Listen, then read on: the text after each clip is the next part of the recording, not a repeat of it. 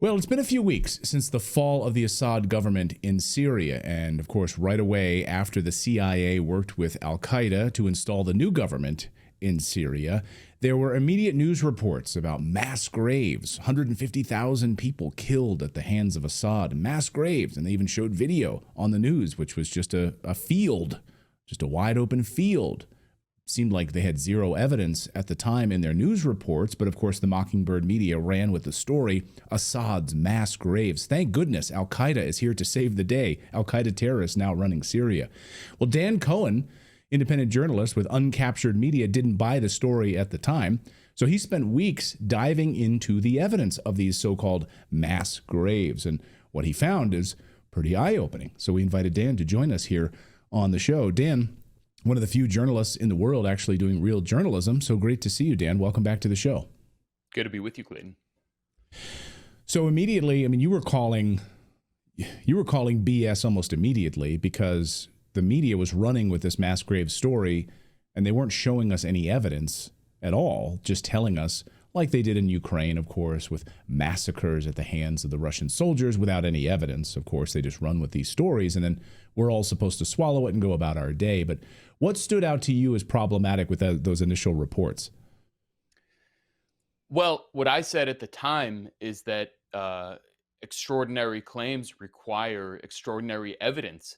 And these claims of 150,000 of Assad's victims buried in a single field.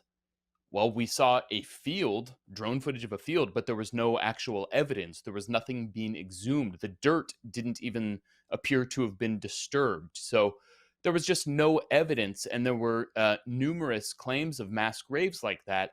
And so I just decided, well, I would not be surprised if there are real mass graves in Syria. I mean, the country has just gone through a 13, 14-year dirty war where all kinds of militant groups, ISIS, al-Qaida, and all kinds of offshoots have terrorized the country. And the Syrian army, what was the Syrian army, fought back. And so, of course, there are many, many deaths. And knowing the nature of these terrorist groups, well, it would not be surprising if there are mass graves. But we weren't hearing anything about those. We were just hearing these poorly sourced stories about Assad's mass graves and pretending that ISIS and al-Qaida, they didn't do anything. They didn't even exist in these stories. It was just the Syrian Popular Democratic Revolution. So what I did is I just went through every bit of evidence. I examined the stories that were being presented and found that there was essentially no evidence that these sites were mass graves. And then I went and examined every bit of evidence I could find of mass graves in Syria throughout the country, regardless of who is the perpetrator. And what I found is a completely different picture, as you can imagine, that was then what was portrayed in the mainstream media. In particular, I found there are numerous mass graves throughout the country in areas controlled by what is now HTS, Hayat Tahrir al-Sham, and used to be known as Jabhat al-Nusra, when it was officially the ISIS affiliate in Syria and then became the al-Qaida affiliate. And I'll just call them HTS for simplicity's sake. HTS has numerous mass graves, and ISIS have numerous mass graves, particularly in eastern Syria, which was under its control, and also in Idlib province, where the so-called revolution sprung forth from. For example, there is a place called the Al-Ahm Death Hole, it became known as, which was just a rock quarry. And in the early part of the dirty war in Syria, HTS began dumping bodies of Syrian soldiers that they had captured and killed and often beheaded there, Shia civilians, anyone they accused of blasphemy or adultery or sorcery. Anybody that they just decided to kill was thrown into this hole. And sometimes they would blindfold the victims alive, place them in front of the hole, and tell them, okay, you're free, run for your freedom. And then, of course, they'd fall to their death. This was the practice that HTS did. So this mass grave is still there, and it's never been properly investigated. And there's no appetite in the West to examine this. And it's the same case in eastern Syria, around Raqqa and Deir ez-Zor in particular. The most shocking example of a mass grave out there is in what's called the Al Huta Gorge, which used to be this nice hiking spot and tourist destination until al-Nusra, now HTS, took over, and then ISIS took over from it, and HTS actually began using this gorge as a mass grave, where they would do the same practice. They would just dump bodies in there, first of Syrian soldiers, then anyone else that they murdered. And no one knows how many mass graves there are, or how many bodies are in this mass grave. There are claims that there are even thousands in this gorge. And but again, there's no appetite in the West to examine this stuff. And and there's video of it. This has been documented by Western human rights groups like Human Rights Watch, that actually flew a drone down into this grave after ISIS was defeated by the U.S.-backed coalition to defeat ISIS.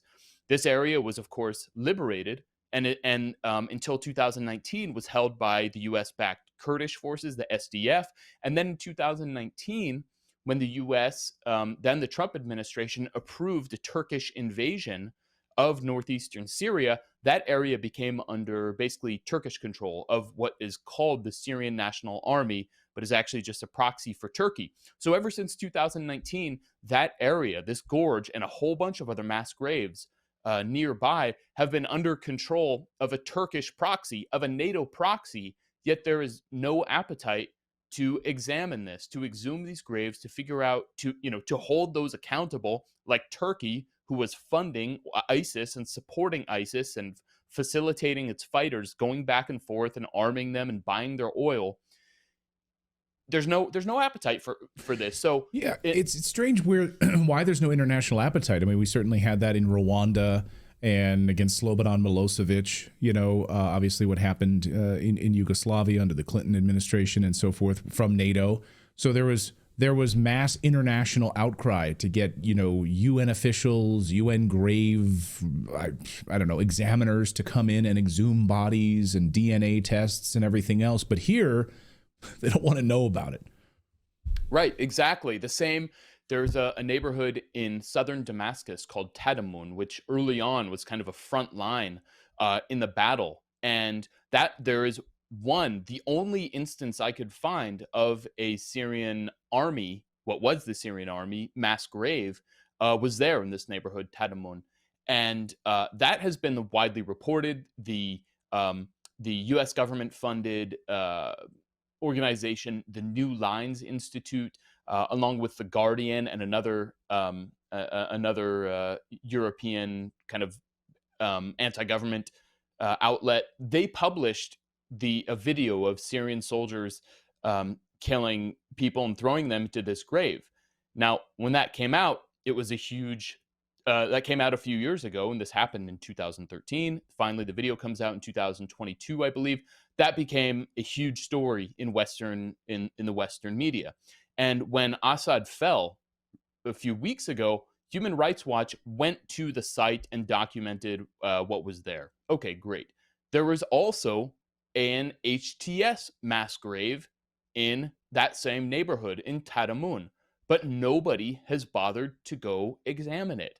And this is well reported. If I can find it on the internet, certainly Human Rights Watch researchers or anyone else can, or New York Times reporters. So all of these reporters, news reporters, and human rights figures swarming around Damascus, they're just totally ignoring this stuff. And they ignore one mass grave and go to another, because this is not about mass graves. This is about a political agenda of portraying Assad as this Hitler-like mad dictator and making al-Qaida, HTS, appear as this popular, revolution that is for all Syrians.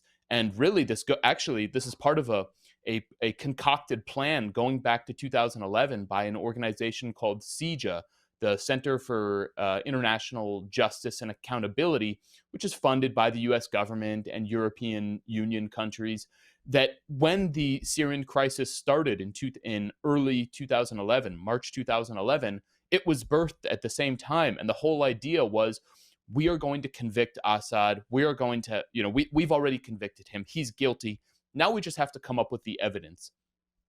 They put the cart before the horse. So, Right. So what they did is they crafted evidence as much as they could. Some of it faked, and so this is part of this whole process. So Sija, there's a former U.S. government official who was on the ground in Syria right after the collapse, going to these alleged mass graves of 150,000 people, saying, "Oh, these are the worst crimes since the Holocaust, and we must punish Assad," and all of this stuff, but ignoring mass graves. So this has nothing to do with justice for Syrian people, or for anyone who's wondering what happened to their loved one, their family member who's trying to find some closure, or maybe human remains so they could have a proper funeral. This is about destroying Syrian sovereignty, erasing history, and normalizing the HTS regime.